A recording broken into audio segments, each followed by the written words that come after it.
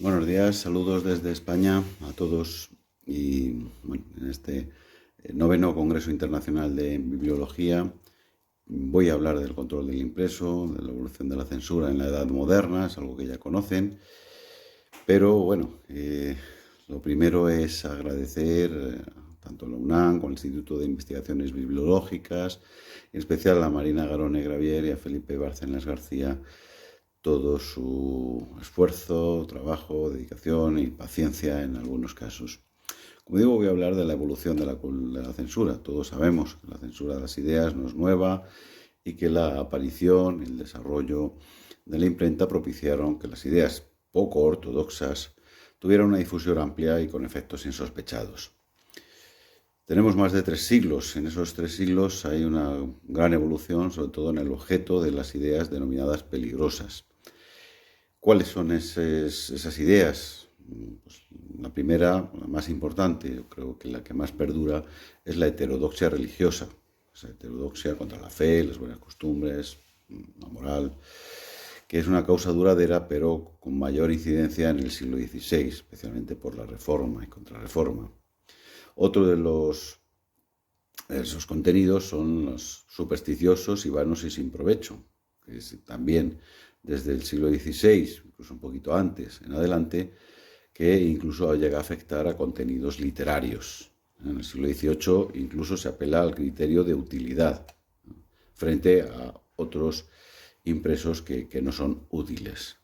También los contenidos históricos, políticos y militares, desde los que hay un mayor control desde el siglo XVII. Y por último, contenidos revolucionarios a finales del siglo XVIII, la Revolución Francesa, y principios del siglo XIX. La actividad de la censura estará marcada por 3 hechos. En primer lugar, la gran importancia de la imprenta para la difusión de las ideas, del conocimiento. En segundo lugar, la aparición de conflictos religiosos, tenemos el protestantismo y otras corrientes denominadas peligrosas, y también el robustecimiento de los poderes de la monarquía. Todo ello, todos estos hechos, estos factores coinciden con el fortalecimiento de los estados y los conflictos religiosos. De hecho, no se podrá separar el poder civil ni el eclesiástico, y ambos lo que harán es aunar esfuerzos para la consecución del mismo fin. Hay 2 tipos de censura. La previa, preventiva, para el control de lo que se iba a imprimir, que está realizada a cargo de la Iglesia, en primer lugar, y después de las autoridades civiles, y en todos los casos, o en muchos casos, fundamentalmente, por la combinación de ambas instituciones. El siguiente tipo de censura es la posterior o represiva, para el control de lo que ya circulaba. Esta censura posterior, esta censura represiva, se llevará a cabo fundamentalmente por la Inquisición.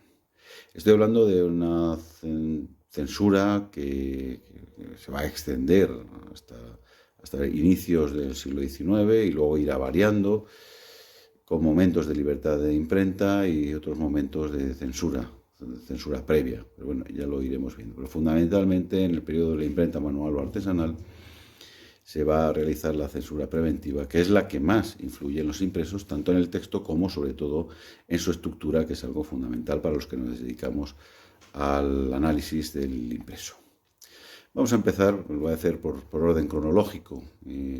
Comienzo con el siglo XV, y ahí hay una gran dicotomía. Por un lado, hay un impulso notable de la imprenta con medidas favorables, medidas fiscales, patrocinio de imprentas, concesión de privilegios o exclusivas, ya lo conocemos, tanto a talleres como para la publicación de obras, para protegerse de la competencia desleal. Ese es un lado que se vio tanto en la Iglesia como el Estado, vio en la imprenta algo fundamental para ese desarrollo de las ideas. Por otro lado, se va a establecer la censura por el control, porque se vio también de una forma rápida que esa difusión, la difusión de las ideas, o de ciertas ideas, era peligrosa y por lo tanto no convenía. dejarlas con total libertad. Los principales problemas empezaron sobre todo en el norte de Europa, en Alemania, precisamente cura de la imprenta. Ahí se dan los primeros casos conocidos de censura del libro impreso, y según Konrad Hebler, el incunabulista, el testimonio más antiguo de censura se da en Colonia en 1478, una publicación que originó tomar medidas contra el impresor. Al año siguiente, en 1479, el Papa Sixto IV ya dirige un breve a la Universidad de Colonia, estamos hablando de la misma ciudad, aprobando sus iniciativas para la represión de herejías, prohibición de libros, impedimento de escritos contrarios a la fe católica.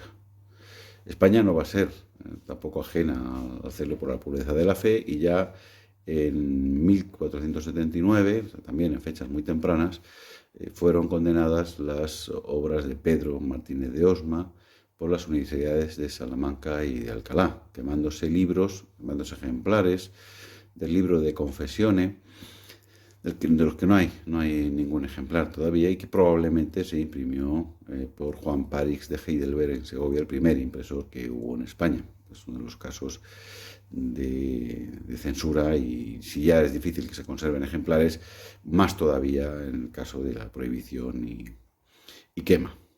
En Italia también, el obispo de Treviso prohibió la impresión de libros de asuntos eclesiásticos sin previa censura. Ya empezamos a ver un poco cuál va a ser el desarrollo de la censura, y en 1486 el arzobispo de Maguncia publica un decreto que, exaltando la imprenta, toma acciones contra los abusos que aparecen en libros litúrgicos en alemán, y contra la divulgación de determinados contenidos doctrinales, digamos, que obligan a examinar los escritos antes de la impresión. O sea, empiezan a nombrar censores.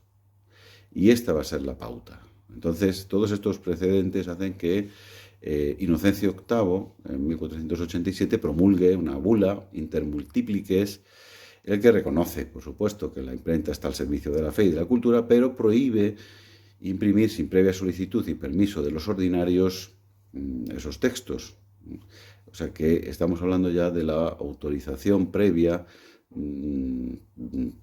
o previo examen, mejor dicho, de los escritos.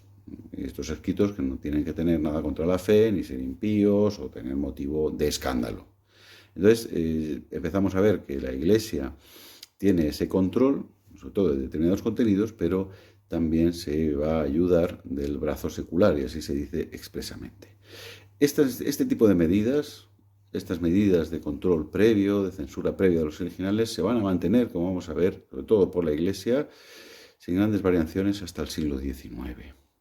Y no se hace distinción de temas ni profanos, religiosos, ni entre autores laicos o eclesiásticos, es decir, que vale para a todos. Así que estos son los precedentes, pero continúa ese estado, porque estamos en los antecedentes de la Reforma Protestante, y Alejandro VI en 1501 promulga también una bula denominada Intermultiplices, que dirige a los obispos alemanes, que es donde empezó la imprenta, y volviendo a recordar que la publicación debe realizarse previo examen por arzobispos, vicarios o personas delegadas, ¿no?, por ellos. Y desde luego los escritos contra la fe católica pues serían quemados públicamente. 1501, repito, es una fecha importante porque el año siguiente tenemos la pragmática de 1502, claro, de los Reyes Católicos.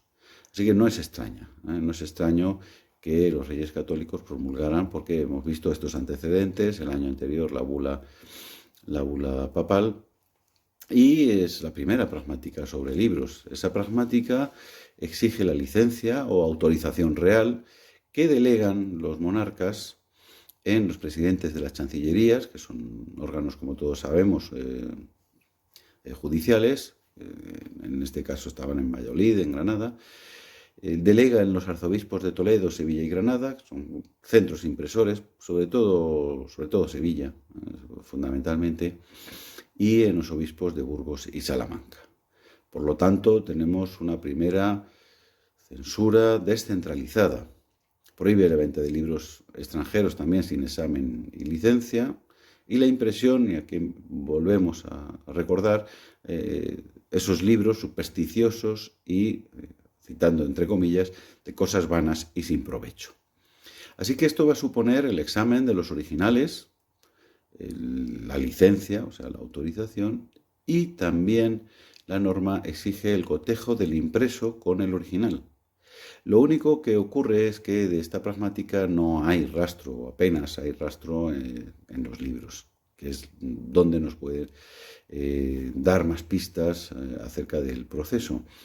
Debe de haber, aunque no se ha estudiado, esto está todavía por investigar, documentación en esos órganos que he nombrado antes, en las chancillerías, en esos arzobispados u obispados. Digo, es una documentación que si sigue existiendo todavía está inédita y sería muy interesante para ver qué tipo de censura se hacía.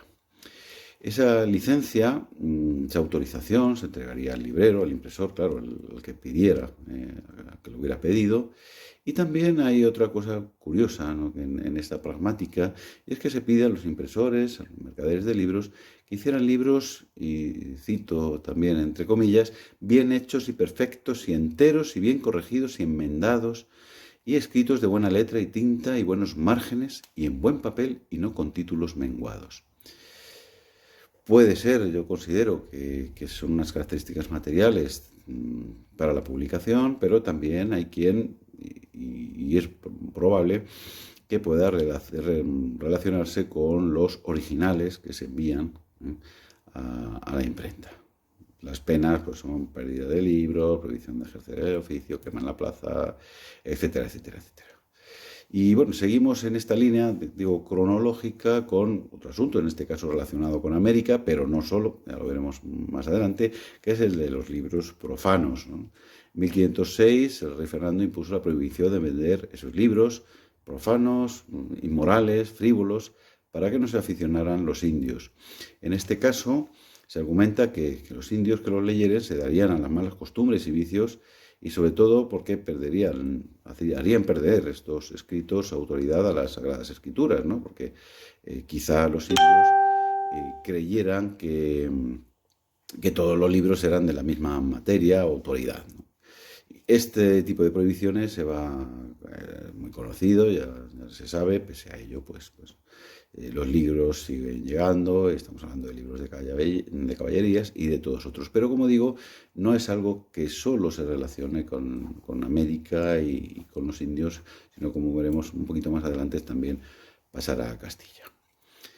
Orden cronológico, volvemos a la Iglesia, al Concilio de Letrán, León X, en 1515, precisamente por todo esto que va ocurriendo, establece o vuelve a insistir en el sistema de censura previa de los libros por el vicario en Roma o vicario obispo o otras personas también en otros lugares, ¿no? Y en este caso los inquisidores aprovechan para realizar la censura previa de algunos libros, algo que será luego evitado, como veremos. Claro, son años en los que va a llegar la reforma, esa reforma protestante que hace o propicia la ruptura de Europa en esos dos grandes bloques que utilizan la imprenta como arma propagandística, en especial la parte protestante, porque hay una gran potencia de la imprenta, y se fomentan las impresiones pues para ese proselitismo, pero por otro lado también se endurece el control sobre el libro. Por supuesto, ya es conocida la excomunión a Lutero, la condena de sus libros y la prohibición, en este caso de Carlos V, ¿no?, en 1523, de imprimir y vender libros sin un examen previo. Entonces, en este caso empieza, para realizar esa prohibición, se publican numerosos edictos. Claro, en la Inquisición publica esos edictos, esos libros se persiguen, se queman, se exige entregarlos, pero y a la par, como he dicho antes, también la Inquisición, aunque había renunciado a ello, pero empieza a otorgar licencias previas, autorizaciones, ¿no?, a partir de los años 20. Entre los años 20 y casi los años 40. Lo que pasa que pronto, en los años 30, el Supremo Consejo de la Inquisición prohíbe a los inquisidores conceder licencias por una cuestión puramente pragmática, ¿no? Es decir, la Inquisición va a aprobar o va a conceder una licencia a unos libros que luego es posible que lleguen a ser prohibidos. Entonces, en ese caso, se retira la Inquisición. Incluso el emperador en 1550 prohíbe al Santo Oficio que no se den licencias de impresión, y será ese momento, como que decía antes, en el que la Inquisición sobre todo potencia el control posterior, con edictos, con esas visitas a bibliotecas, con la quema de libros, pero el control, ¿cómo se podía producir ese control de tanto impreso, y sobre todo a partir de múltiples edictos, ¿no? Se buscó un remedio que fue y se demostró eficaz, porque perduró también a lo largo de los siglos, que es acumular en un solo libro todos los libros prohibidos, para que fueran de fácil manejo y acceso a la información. Es decir, estamos hablando de una solución de carácter bibliográfico que sirvió para el control. Y de esa manera surgen los índices inquisitoriales. Los índices que empiezan a partir de mediados de este siglo XVI, y el primer español propiamente es el de 1559, de Fernando Valdés. Se prohíben los libros anónimos, que eso también afectará a la publicación de los libros, libros sin lugar de impresor y sin lugar de impresión y nombre del impresor. Bueno, pues todo esto hace que empiecen a perseguirse esos libros, pero este índice motivó quejas de impresores y libreros, porque algunos textos, alegaban ellos, podían quedar limpios solamente por algunas palabras o frases, o al revés. Es decir, que se habían prohibido en su totalidad y eran destruidos simplemente por pues algunas frases o algunos pequeños párrafos. Y en 1564 aparece el índice romano, índice de libros prohibidos, que va a dar las pautas a los siguientes índices también hispanos. Y es distinguir entre los libros prohibidos en su totalidad y los libros que podían ser aprobados tras su expurgo.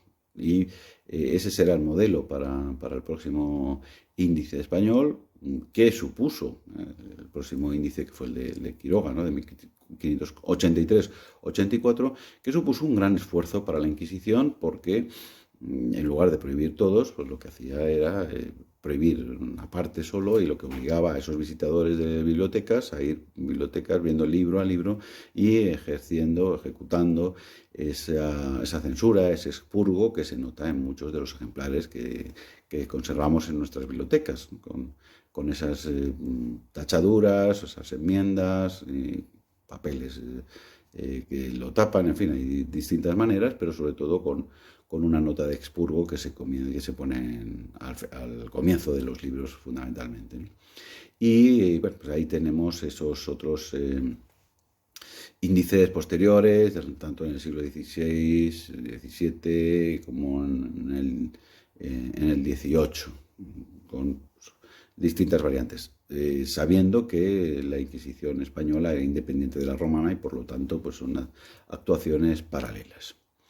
En pleno fragor de la Reforma y de la Contrarreforma, ya sabemos que se convoca el Concilio de Trento, y una de las primeras disposiciones, el concilio duró varios años, pero ya en 1546 se hacen decretos sobre las escrituras, que bueno, me ciño simplemente a lo que nos atañe, y entre otras cuestiones decreta que nadie pudiera imprimir libro de tema sagrado o tema religioso sin nombre de autor, tampoco venderlo sin la aprobación del ordinario, todo bajo pena de excomunión.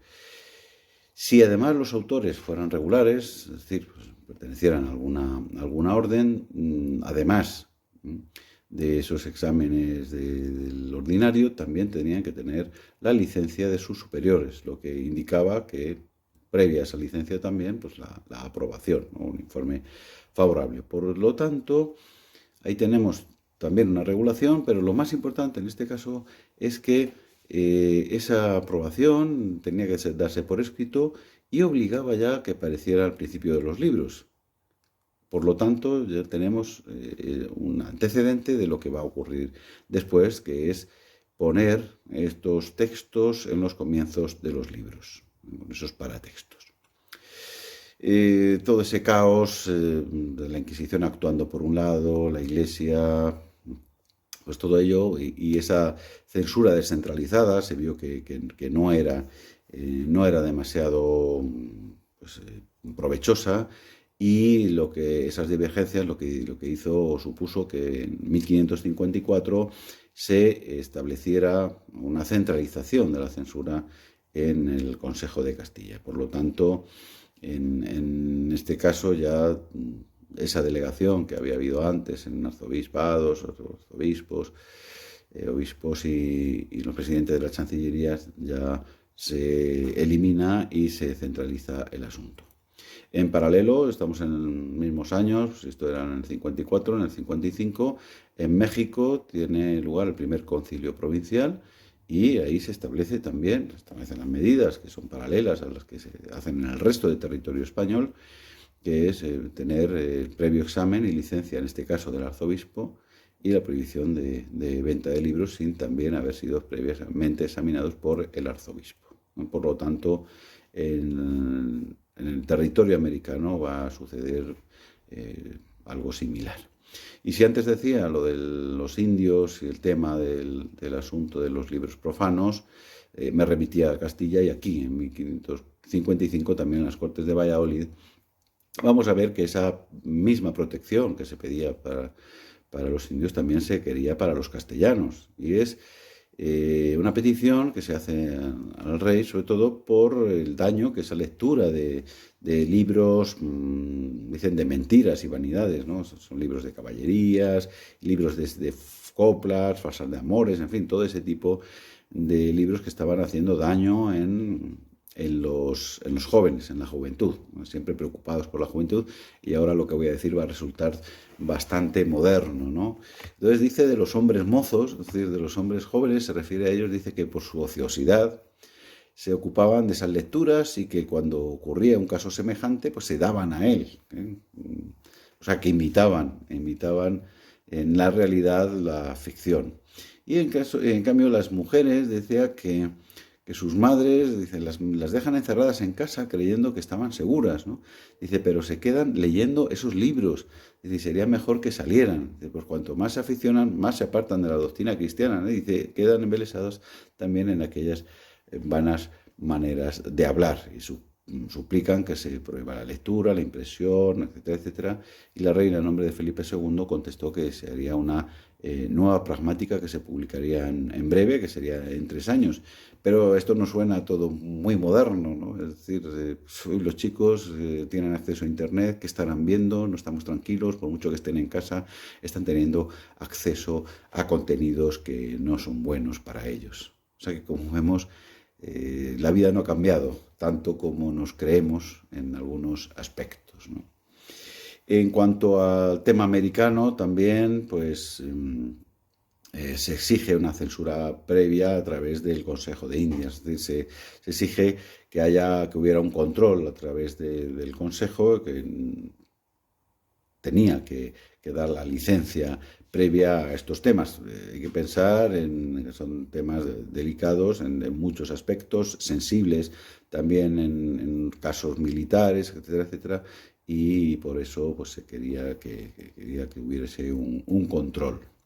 Y con esto llegamos a la famosa pragmática de 1558, esa pragmática que ya se había anticipado unos años antes y que vienen en los peores momentos de crisis, en unos momentos en estos años 50 del siglo XVI en los que la balanza no se sabía bien para dónde se iba a inclinar, si para los protestantes o para los católicos. Es decir, estamos hablando ya no solo como todos conocen, de una cuestión puramente ideológica, religiosa, sino también de un asunto de Estado y político, por lo tanto era importantísimo. Entonces la pragmática de 1558 reforzó todas esas medidas que se estaban tomando. Esa pragmática de 1502, todas esas medidas, pues, se habían quedado ya ahí un poquito obsoletas, y hay mucha preocupación por esos libros de herejes, de falsas doctrinas, y también lo mismo volvemos a la cara con esos de materias vanas, deshonestas y de mal ejemplo, ¿no? Entonces, bueno, aparte de hablar de la Inquisición, lo mismo de esa prohibición de libros donde no aparezca el nombre de los autores o todo ello, ¿no? Y por supuesto que no se vendieran libros por la Inquisición. Lo más que quiero destacar es la orden sobre la impresión de libros. Se prohíbe la introducción de libros en romance impresos fuera de los reinos, incluso los reinos hispánicos, y por supuesto exige esa licencia, ¿no? Ese examen previo por el Consejo, y esa licencia firmada por el rey. Hay pena de muerte, pérdida de bienes, quema de libros, etcétera, etcétera, etcétera. Entonces, por un lado tenemos esa obligación, o sea, tenemos la exigencia de la censura previa, de la autorización, si es el caso, claro, siempre estoy hablando de si es el caso. Y luego, para evitar los fraudes, se dice que el original tiene que ser señalado, rubricado en cada plana por un escribano, ¿no? Y tiene que indicar el número de hojas, la firma, las enmiendas que haya en el libro, lo que no se pudiera imprimir, etcétera, etcétera. ¿Para qué? Para que una vez que se hubiera impreso el libro, se cotejara ese impreso.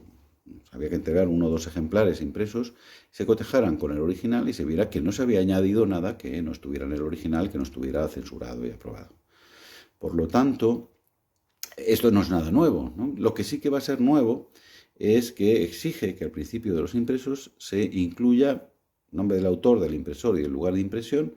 No es nuevo, se exige, pero ya se venía haciendo desde unas décadas antes, pero también que se incluya la licencia, la tasa, el privilegio, si lo tuviera.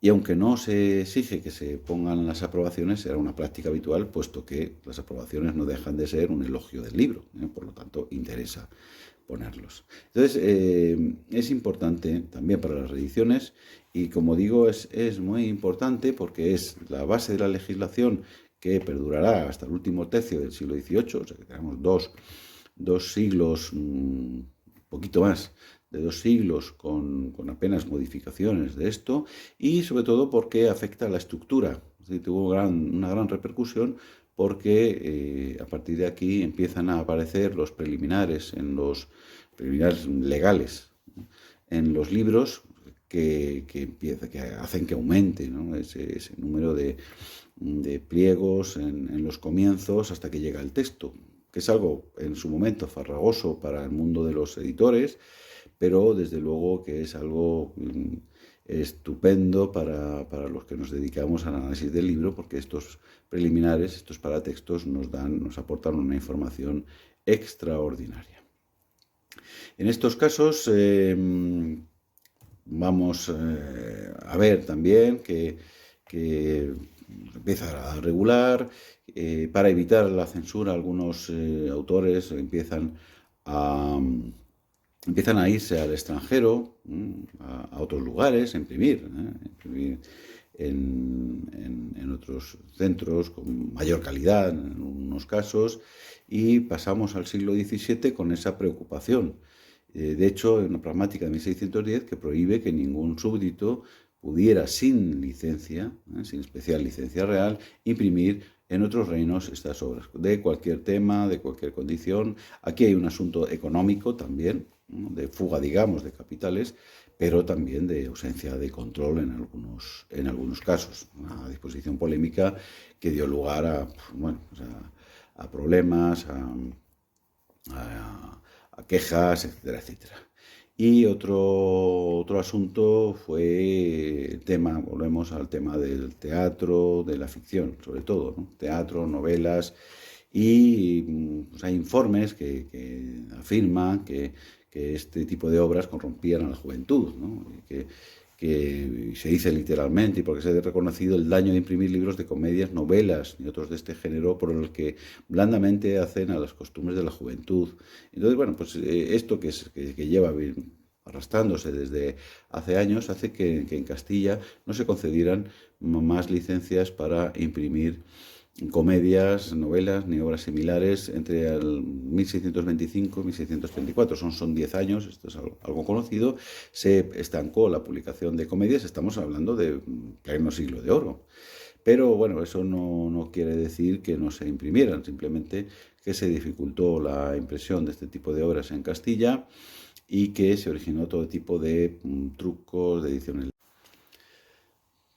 Todo ello dificultó la impresión, originó todo tipo de trucos, de ediciones ilegales, los grandes centros editores tanto de la Corona de Aragón, es decir, el Reino de Aragón, Principado de Cataluña y Reino de Valencia, también Navarra, ¿no? El Reino de Navarra, pues se convirtieron en difusores de esas obras de éxito en Castilla, ¿no? Los autores, desde luego, fueron los grandes perjudicados. ¿Por qué? Porque no pueden editar sus obras y ven como encima, o además, proliferan las obras clandestinas, sin control, sin poco fiables, sin ninguna remuneración. En fin, luego, sí que es verdad que a partir de 1635 se reanudó la concesión de licencias, pero estos años precisamente originaron muchos fraudes.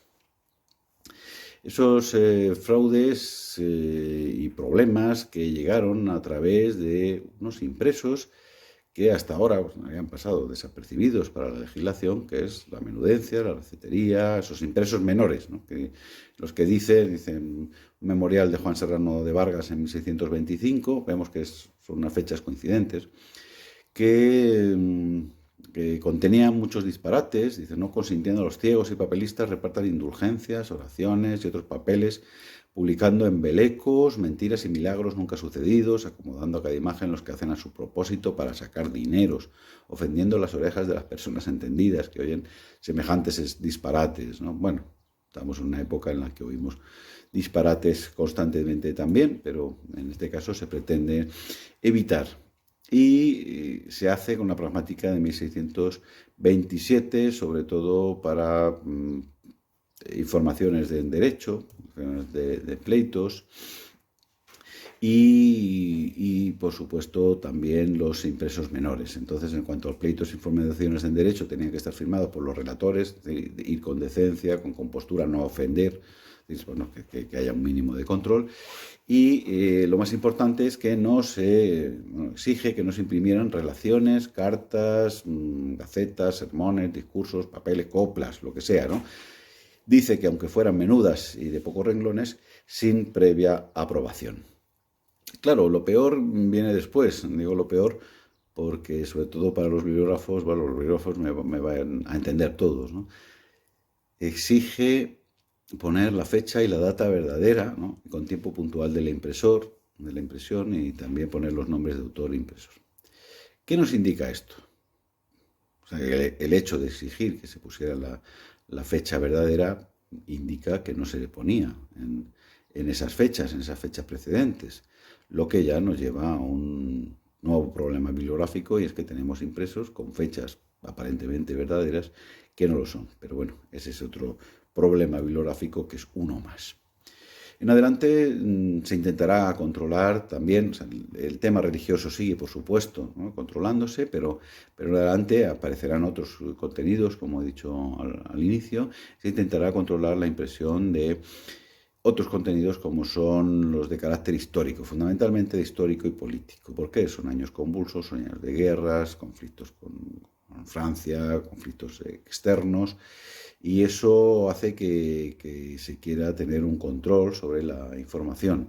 De hecho, en 1645 se obliga a que los libros de historia fueran vistos previamente por el Consejo de Estado, ¿no? Porque había algunas impresiones, había unos títulos que no tenían una garantía de un cierto rigor, ¿no?, histórico.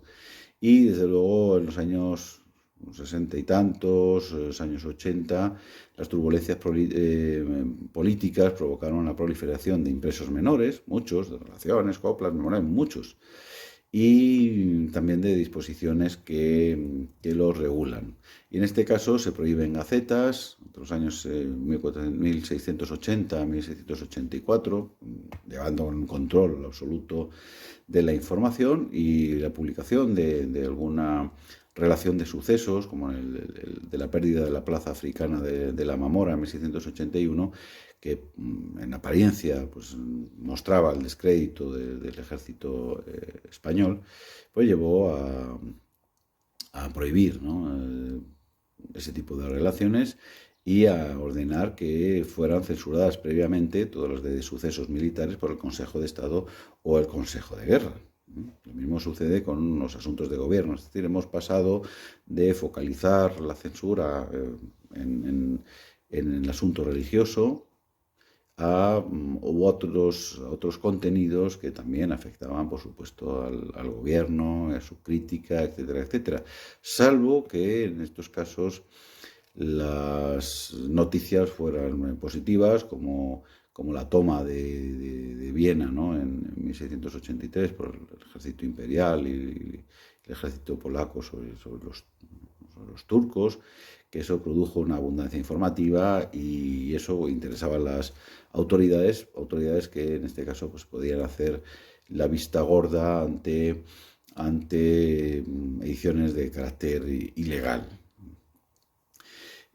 Por otro lado, claro, esas relaciones de sucesos, porque estamos hablando de un ámbito de la edición y quién publicaba, ¿no? Pues esas relaciones de sucesos fundamentalmente estaban en manos de los ciegos, que se dedicaban a su publicación y a su venta, muchas veces sin licencia. Y aquí tenemos también en esos finales de los años del siglo XVII y principios del XVIII, tenemos muchos testimonios, tenemos documentación abundante en que aparecen los ciegos como protagonistas de actuaciones ilegales, ediciones ilegales, ediciones contrahechas, bueno, de todo, ¿no?, absolutamente de todo, pero también en algunos casos pues se les podía engañar, como intentó un impresor madrileño, Melchor Sánchez, porque claro, en este caso los ciegos iban con un texto a la imprenta, que se supone que al día siguiente lo tenía que tener, al día siguiente o en 2 días, pero vamos, en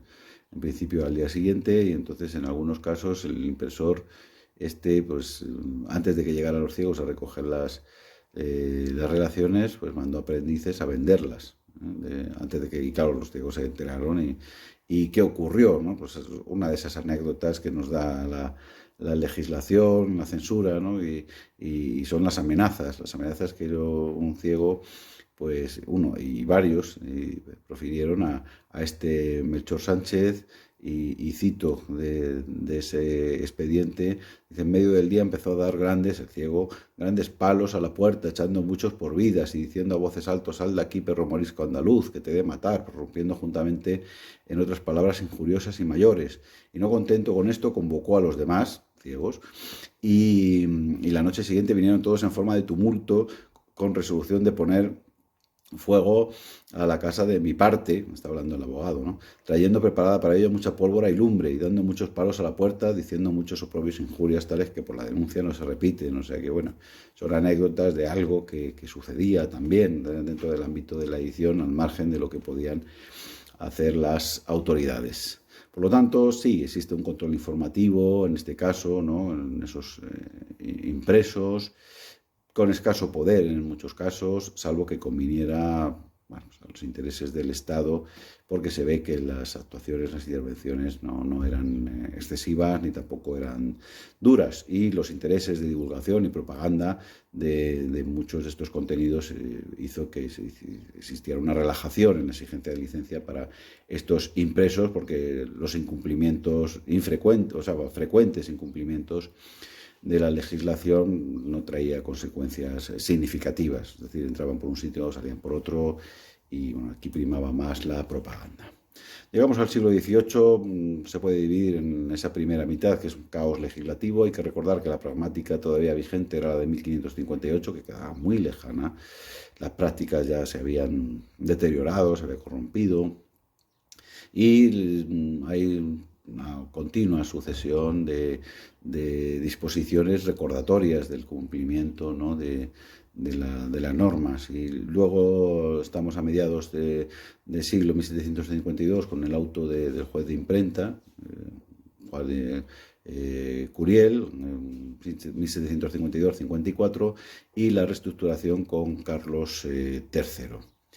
Eso hizo que, llegara Carlos, el periodo de mediados antes de la llegada de Carlos III, como veremos, va a ser significativa. El juez de imprenta Juan Curiel, 1752, vuelve a establecer, digamos, un reglamento que era prácticamente como el de 1558, incluso con pena de muerte. También había abusos en cuestiones de procedimiento, porque el portero del consejo, que centralizaba las peticiones de licencia, se aprovechaba y tenía muchas comisiones, es decir, había mordidas, ¿no? Por ejemplo, una cédula de privilegio que costaba 24 reales en la escribanía, pues él cobraba 62, y una licencia en lugar de 12 y él cobraba 32. O sea, ese tipo de abusos. Lo que pasa que, bueno, pues hubo un gran revuelo, no estaban los tiempos para penas de muerte, para esa legislación tan estricta como sí que a lo mejor sí que se precisaba en 1558, y se dio en 1754, después de 2 años de alegaciones, etcétera, etcétera, modificada. Pero esto duró pocos años, porque Carlos III modificó, con su llegada en 1762, modificó sustancialmente la legislación y con ello la estructura. Es decir, suprime la tasa, excepto para los libros de uso imprescindibles, es decir, para la educación del pueblo, los devocionarios, cartillas, de catecismos, esos libros impresitos menores, con lo que protegía realmente al consumidor menos pudiente. Prohibía la concesión de privilegios, excepto a los autores. Es importante porque es el origen un poco de los derechos de autor. Se negaría a las comunidades eclesiásticas siempre. Se suprime el oficio de corrector general, es decir, el que cotejaba el original con el impreso, porque decían que era un oficio gravoso e inútil. Se suprimía también el salario de los censores, prohibía la impresión de aprobaciones y censuras en los libros, y también que se imprimieran alabanzas al autor por los amigos. En 1766 prohíbe que las comunidades religiosas tengan sus propias imprentas, con lo que sí hay un control, sí hay una censura, pero todas estas medidas, o la mayoría de ellas, lo que hicieron fue modificar fundamentalmente la estructura del libro. Pues se va a liberar de aprobaciones, licencias, privilegios, de todos esos paratextos que no son tan útiles, pero que eran muy gravosos para el mundo de la edición. Y ya terminamos con ese siglo XIX, en el que se van a producir los cambios, en esos comienzos convulsos de la invasión francesa, de los inicios de la independencia de los territorios americanos, como todos conocen, y con un reglamento, ¿no?, de libertad de imprenta en 1810. Un reglamento largo, pero lo que viene a decir es que todo el mundo tiene libertad de escribir, de publicar sus ideas políticas sin licencia previa, y que serán los autores y los impresores los responsables del abuso de esa libertad, como puede ocurrir en nuestros días en los regímenes liberales, ¿no? Claro, según los regímenes que se van alternando, como todos sabemos, durante ese siglo, se va a alternar la libertad de imprenta por un lado, y luego la censura previa. O sea, que irán alternándose, pero son décadas, esas primeras del siglo XIX, en las que van a llegar los cambios en la edición, en la imprenta, esos que van a marcar ese tránsito de la imprenta manual a la imprenta mecánica, esos que nos van a llevar al nuevo régimen tipográfico. Pero eso ya es otra historia. Pues muchas gracias, espero no haberles aburrido demasiado con estos contenidos que la mayoría conocen, pero bueno, creo que siempre viene bien recordar y hacer una visión de conjunto de estos siglos. Luego, por supuesto, hay mucha casuística, la legislación es mucho más nutrida y claro, va a depender un poco, va a oscilar dependiendo de los territorios, pero bueno, fundamentalmente va a ser básica en todos los territorios y algo que nos preocupa y que además nos hace ver, tener información relevante, que es esa aparición de los paratextos, ¿no? Paratextos legales, pues es algo muy rico que nos da una información extraordinaria para conocer cómo fue la edición de determinados textos, para saber cuáles fueron los detalles, cuáles fueron los protagonistas. A partir de ahí hay un mundo que ha sido estudiado por mucha gente, por muchos colegas, incluso pues, colegas que van a participar en este gran congreso, porque ya he visto pues, esos nombres, gente con esa tradición y con ese peso en el estudio de la censura. Es un tema que parece que es arduo, pero es muy importante para conocer cuál fue este mundo de la edición. Por lo tanto, vuelvo a repetir, muchísimas gracias, ha sido un placer y espero que nos veamos y que pues, en otro congreso podamos ya vernos las caras, vernos personalmente, podernos saludar y poder estar ocupados en otros asuntos. Pues muchas gracias y repito también mi agradecimiento a la organización. Un abrazo desde España.